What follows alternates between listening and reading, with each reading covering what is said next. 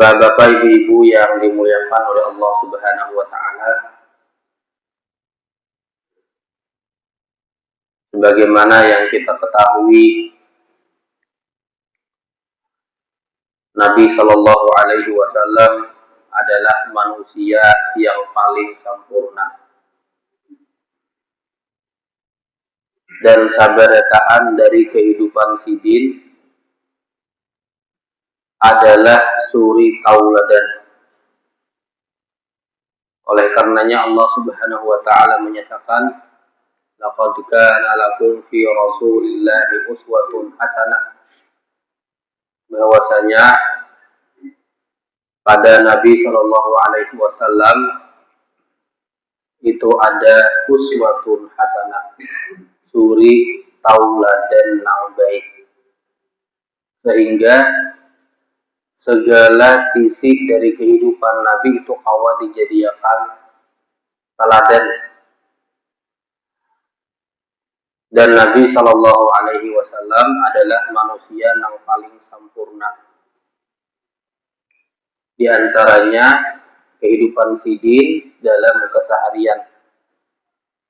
Sidin itu manusia hingga Isa langsung guring bila ada kegiatan. Guring panyusungnya dan bangun ini pancapatnya. Kenapa? Karena sidin diwajibkan sampai yang malam.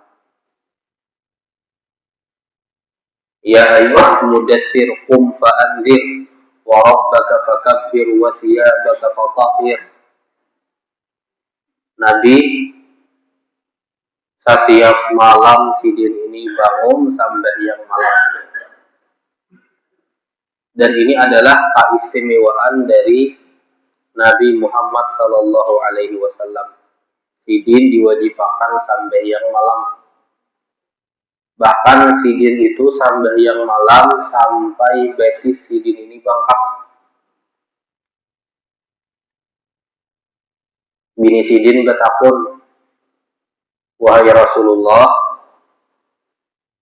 bukankah dosa-dosa pian ini diampuni dosa-dosanya yang telah lalu dan yang akan datang? Pian ini juga dijamin masuk surga. Kenapa pian sampai yang malam sampai ini betis bangkak? Maka ujar Nabi Shallallahu Alaihi Wasallam, afala akunu abdan syakura. Tidaklah ulun ini hendak menjadi hamba yang bersyukur kepada Allah Subhanahu wa taala. Jadi Nabi Shallallahu alaihi wasallam sidin di sepertiga malam ini bangun.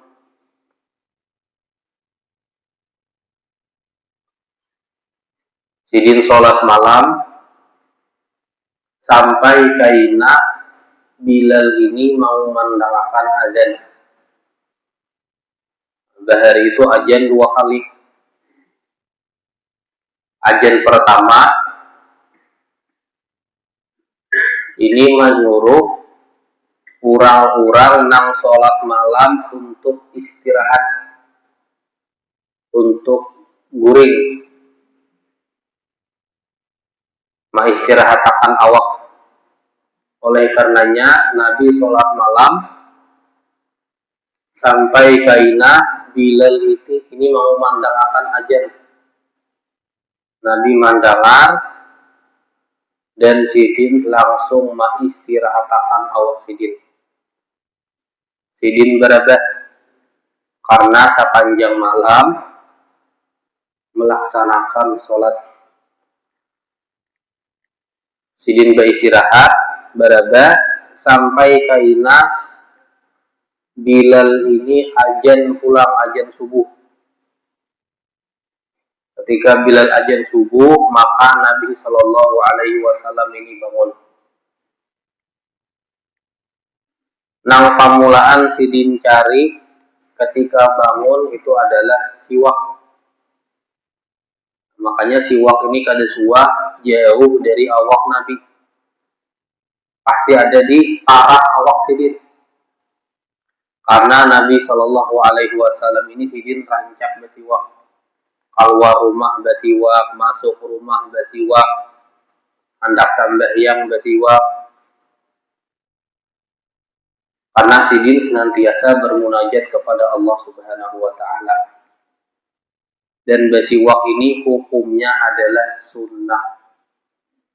Hendak sambahyang itu hukumnya adalah sunnah.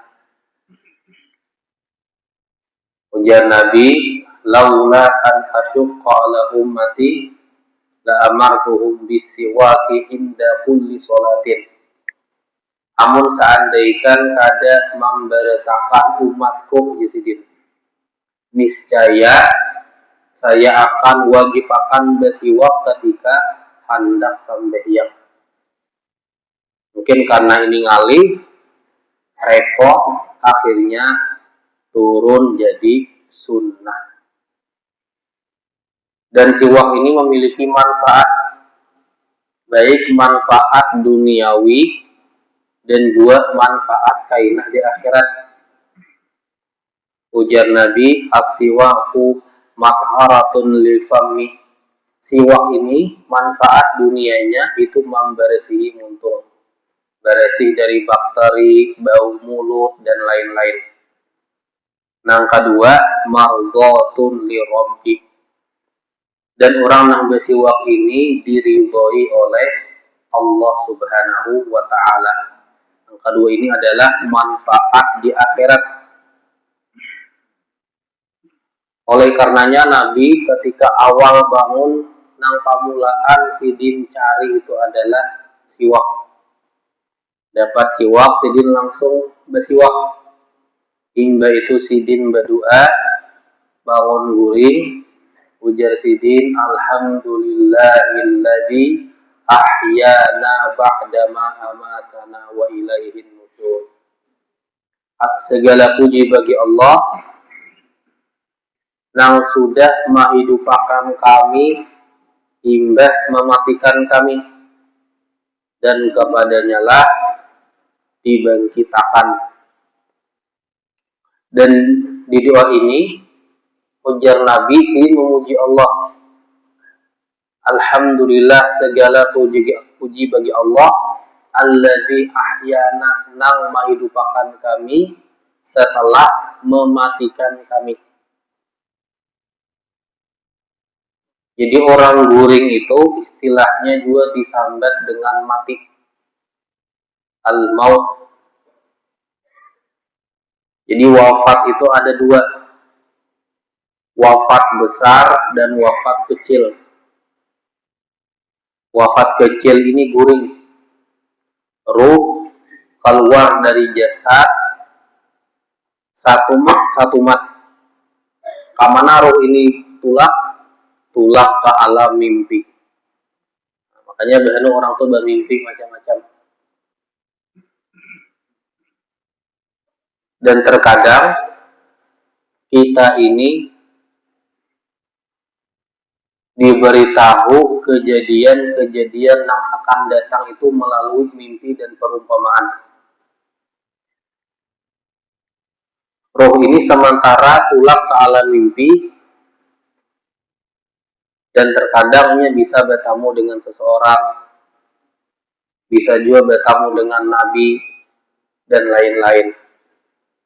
Cuman bila ada orang bermimpi melihat nabi, itu harus dirinci. Maksudnya ini harus ditakuni secara rinci apa namanya lihat. Karena jin itu kada kawa menyerupai Nabi Shallallahu Alaihi Wasallam, tapi kawa mengaku-ngaku jadi Nabi. Karena bentuk fisik Nabi itu dijelaskan oleh para sahabat itu secara rinci. Kayak apa rambut sidin, rambut Nabi ini sampai bahu. Kemudian kayak apa alis Nabi lentik, bulu mata Nabi tabal, hidung Nabi mancung, bibir Nabi tebal, gigi Nabi tersusun dengan rapi, bola mata Nabi warnanya hitam, bagaimana pundak Nabi, hidung Nabi, awak Nabi, tangan Nabi ini lebih lembut daripada sutra. Batis Nabi kayak apa, telapak sidin kayak apa. Telapak Nabi itu saberetaan menempel ke tanah. Namun kita berjalan biasanya batis itu ada rongganya. Nabi itu saberetaan batempel ke tanah. Kayak apa sidin berjalan itu harus ditakuni secara rinci. Ketika orang bermimpi, dicek, ternyata sesuai dengan hadis-hadis yang ada, maka dipastikan mimpinya ini bujur. Tapi bila bermimpi lawan Nabi, kayak apa awaknya? Awaknya lama, rambutnya keriting, tingginya rendah, nah itu lain Nabi. Cuman jin yang mengaku-ngaku jadi Nabi. Jadi mati itu ada dua, mati kecil dan mati besar. Mati kecil, roh ini keluar sementara, berbulik pulang bahasa. Adapun mati besar, roh keluar dari jasad selama-lamanya. Oleh karenanya di sini Nabi menyatakan guring itu disebut dengan wafat. Segala puji bagi Allah yang telah menghidupakan kami. Artinya kita bangun setelah mewafatkan kami ketika guring, dan kepadanya lah saberetaan manusia kainah pacangan dibangkitkan. Imbah Nabi bangun, sidin berdoa, lalu Nabi Shallallahu Alaihi Wasallam biasanya menjawab apa yang dikumandangkan oleh muadzin ketika azan subuh.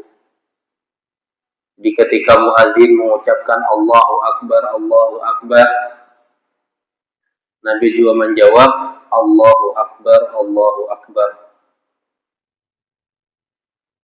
Muadzin mengumandangkan asyhadu an la ilaha illallah.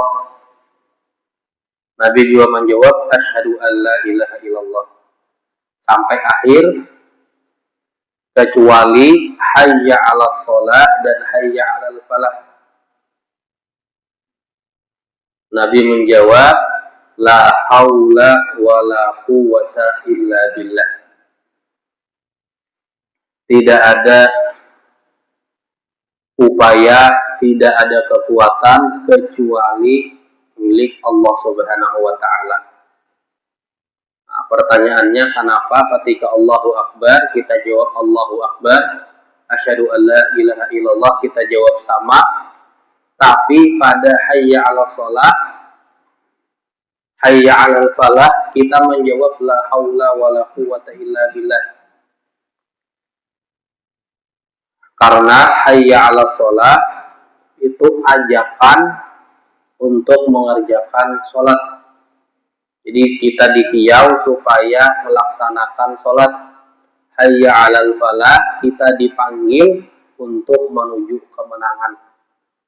Dan kita ini nang mandangan mengakui kelemahan diri kita, bahwasanya kita ini kada mungkin kawa kamasijid, kada mungkin kawa sambahyang, kada mungkin kawa menuju kemenangan, kecuali itu sabaretaan adalah pertolongan Allah Subhanahu wa taala. Oleh karenanya kita menjawab la haula wala quwwata illa billah. Tidak ada upaya, tidak ada daya kecuali milik Allah Subhanahu wa taala. Dan azan ini, syariat azan ini awal mulanya itu dari mimpi. Jadi Nabi itu dulu ketika berhijrah ke Madinah, orang itu bila hendak sambahyangan mahadengi, ya sudah masuk waktunya datang seikung mahadengi nang lain. Awal-awal tak kumpul, lawas kalawasan sahabat ada nang rumahnya jauh pada masjid, ada nang sibuk dengan pekerjaan dan lain-lain. Berhadangan sehingga diskusi kayak apa kita ini maulah isyarat mamadahi waktu sholat ini sudah masuk. Ada nang menyeranakan kita ulah lonceng, kita catukakan nang kayak umat Nasrani. Ada juga nang menyeranakan kita ulah tarompet. Ada juga nang menyeranakan kita nyalai api di daratan nang tinggi. Bila api menyala, masuk waktu sambayang. Sabarataan ini kadada nang cocok. Sampai akhirnya seorang sahabat Abdullah bin Zaid Sidin ini bermimpi melihat orang berbaju warna hijau membawa lonceng. Loncengnya ini ditukar oleh Abdullah bin Zaid. Ditakuni, pian kenapa manukari lonceng ini? Jersidin, lonceng ini hendak ulun pakai sebagai isyarat masuk waktu sambayang. Maka penjual tadi menyeranakan bila hendak menyuruh orang sambayang, memadahkan masuk waktu sambayang, pian ucapakan aja kalimat ini. Allahu Akbar, asyhadu an la ilaha illallah, sampai akhir. Abdullah bin Zaid ini tak mimpi, tak bangun. Imbah bangun, Sidin mengisahkan lawan Nabi Sallallahu Alaihi Wasallam. Maka ujar Sidin, innaha la ru'ya haqqun. Mimpi nang pian alami ini dasar bujur mimpinya. Maka Abdullah bin Zaid menyuruh Nabi menyuruh Abdullah bin Zaid supaya melajari Bilal. Maka dilajarilah Bilal, kumandang azan, dan Bilal langsung mengumandangkan azan ketika masuk waktu sholat. Bilal azan, Umar bin Khattab di rumah ini mandangar kumandang azan Bilal. Maka Umar langsung bangun, baca capat, mendatangi Nabi. Ujar Umar, wahai Rasulullah, apa nang dikumandangkan Bilal ini, ulun mimpiakan di mimpi ulun. Maka dari sinilah syariat azan nang dimulai dari mimpi.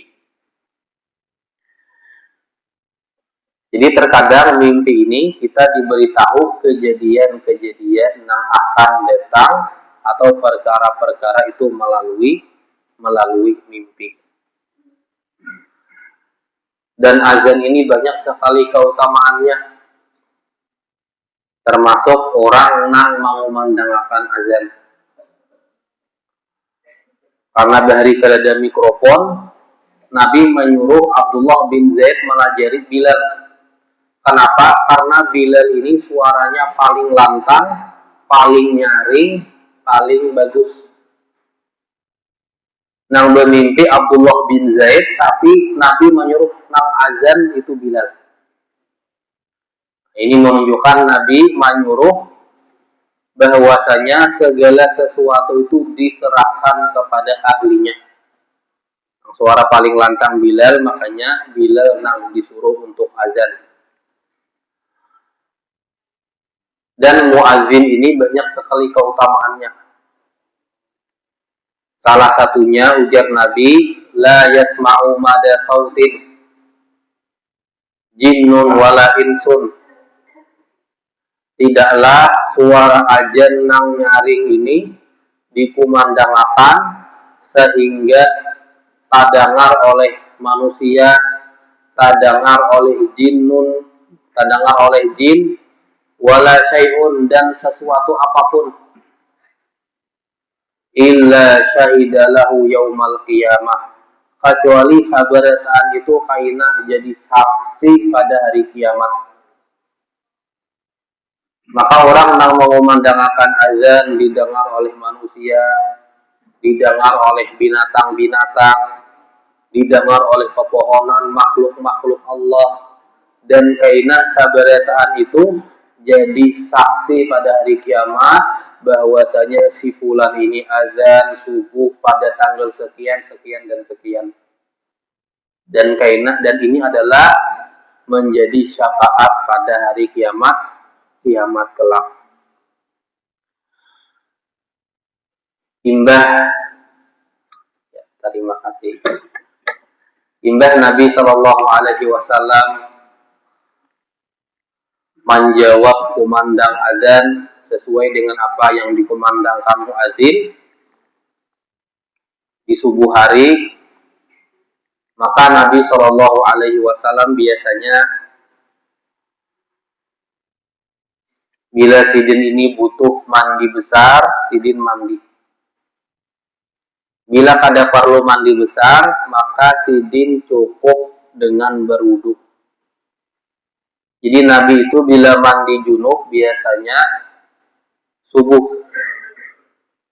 Dan terkadang sahabat ini melihat Nabi sambayang kada berwuduan. Di mana sahabat tahu Nabi biasanya subuh bila mandi rambut sidin basah. Padahal Nabi panjang rambut sidin sampai sebahu. Bila mandi rambut Nabi ini basah sampai menetes. Bila berwudu kelihatan juga rambut Nabi ini basah. Bahanu sahabat itu melihat Nabi sambayang subuh kadeda terlihat bakas berwudu. Sehingga ditakunakan lawan Nabi, kenapa pian sambayang kada berwuduan? Biasa kita rambut kada biasa kada terlihat bakas berwudu. Maka Nabi Shallallahu Alaihi Wasallam ini bersabda, ujar sidin, tanamu aini wala yanamu qalbi. Mata ulun berpajang, tapi hati ulun ini senantiasa hidup berzikir kepada Allah Subhanahu wa Ta'ala. Dan keistimewaan ini hanya ada pada Nabi Shallallahu Alaihi Wasallam. Sidin secara fisik mata berpajang, tapi hati sidin senantiasa hidup, senantiasa berzikir kepada Allah Subhanahu wa Ta'ala. Ulama sepakat ini hanya khusus pada Nabi Muhammad Sallallahu Alaihi Wasallam. Namun kepada selain sidin ini kada masuk. Kalau pina ada orang guring, mengaruh, misalkan mohon maaf beliuran, masuk sambahyang, masuk waktu sholat, langsung sambahyang kada wuduan. Ditakuni kenapa kada wudu? Mata ulun bepijim, hati ulun kada. Nah, ini kada masuk. Karena ini hanya khusus pada Nabi Sallallahu Alaihi Wasallam. Memang sebagian ulama itu ada mengecualikan orang itu kawa guring, misalkan sudah berwudu, guring dan ini kada batal. Karena orang di antara pembatal wudu itu adalah guring. Jadi guring secara total. Ada guring total tapi wudunya ini kada batal. Diistilahkan dengan an-naumu ala hayatil mutamakin. Dengan syarat pertama guringnya ini dalam keadaan duduk. Nah, karena para ulama itu menjelaskan orang itu bila duduk bokong ini rapat, kada terangkat, itu manahan angin ini kada mau keluar. Makanya orang biasanya bila hendak bakantut diangkat dulu sedikit. Bila duduk ini rapat, tak guring, inya kada bergerak, misalkan guring di tempat A, tak bangun di tempat B, nah itu wudunya batal. Yang penting inya guring di tempat kada bergerak, bokong dalam keadaan rapat, hendak mengaruh kayak apa aja, wudunya itu kada batal. Asalkan jangan berpindah dan jangan tak angkat. Ini para ulama mengistilahkan an-naumu ala hayatil mutamakin. Jadi ujar Nabi ketika sidin dilihat sampai yang kamasigit itu kada data lihat bakas baudu bakas mandi. Ujar sidin mata ulun bapajam tapi hati ulun ini senantiasa hidup. Imbah bangun sudah menjawab kumandang azan dan segala macam, maka Nabi Shallallahu Alaihi Wasallam itu sambahyang 2 rakaat atau disebut dengan qobliyah subuh. Dan Nabi ini sambahyang 2 rakaat qobliyah subuh itu sambahyangnya itu sambahyang nang ringan. Artinya ayat-ayat nang dibaca ini kada panjang.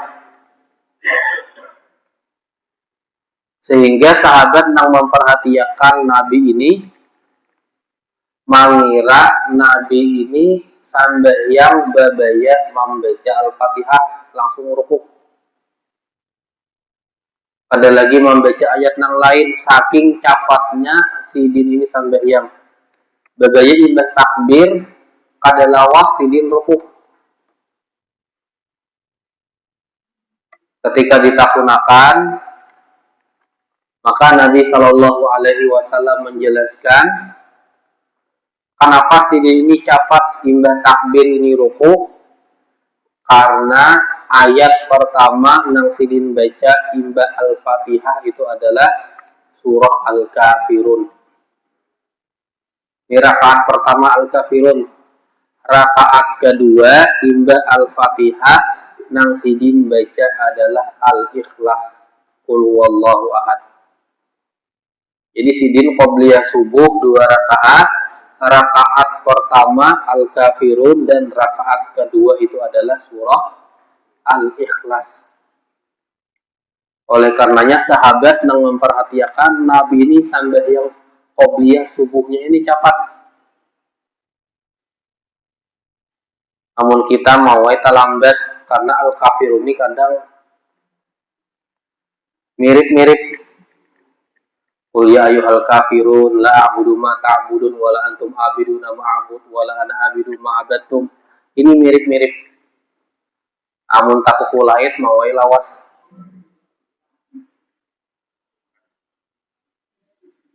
Jadi bahari dulu khomar itu turun secara bertahap. Ada 3 tahapan.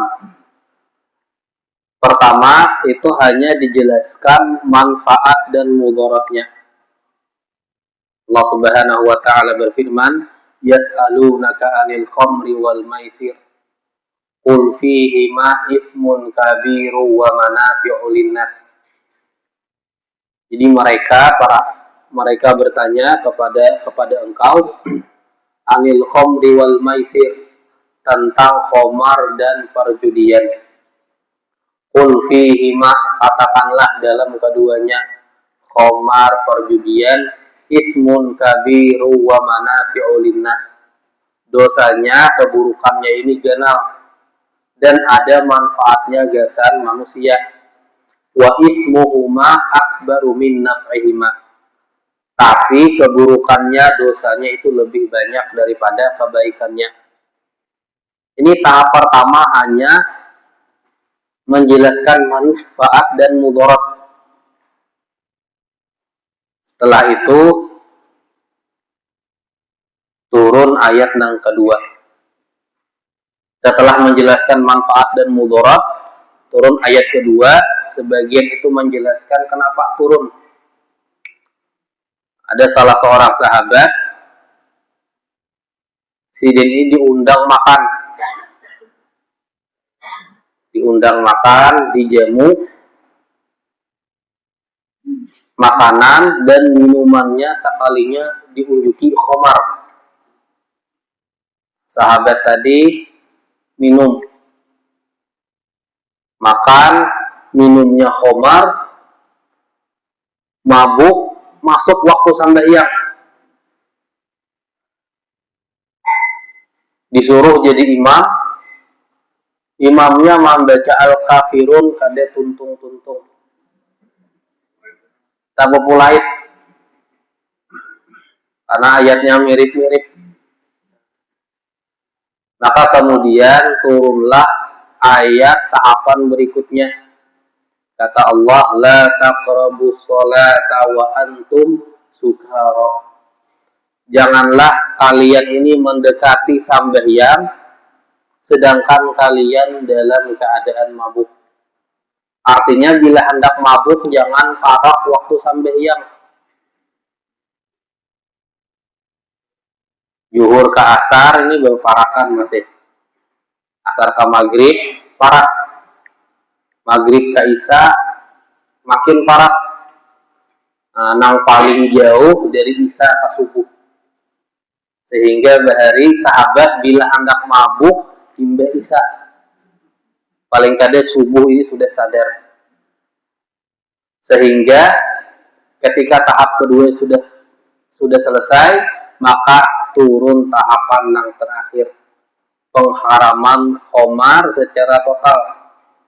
Kata Allah Subhanahu wa taala, innamal khamru wal maisiru wal ansabu wal azlamu rijsun min amali syaitan. Bahwasanya khamar, perjudian, al-ansab, kemudian al-azlam itu sabaretaan najis min amali syaitan, termasuk dari perbuatan syaitan, fajtanibu, jauhilah. Sehingga para sahabat sabaretaan membuang khamar yang ada di rumah mereka. Sabaretaan dibuangi, ada yang membuang di jalan dan segala macam. Oleh karenanya para ulama itu berbeda pendapat. Khamar itu najis sepakat. Cuman apakah najis secara zatnya atau najis secara makna? Karena di ayat dinyatakan najis. Oleh karenanya ada yang menyatakan zatnya najis, ada juga yang menyatakan najis secara makna. Zatnya itu kada. Kenapa? Karena sahabat ketika turun pengharaman khamar, sahabat itu membuang-buang khamar, ada yang di jalan, di segala macam. Amun seandaikan khamar itu zatnya itu najis, kada mungkin sahabat membuang khamar ini sembarangan. Kada mungkin dibuang di jalan karena kelaluan orang.